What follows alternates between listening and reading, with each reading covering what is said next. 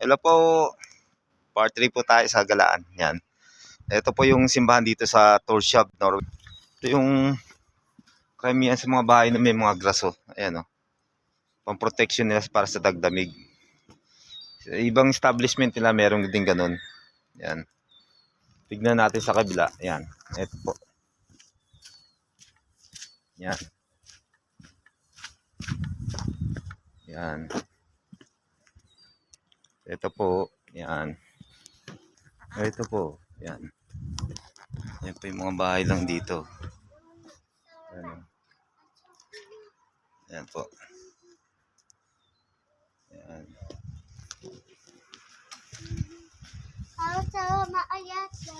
Yan.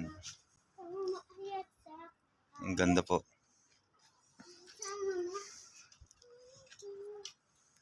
See you guys and thank you. God bless.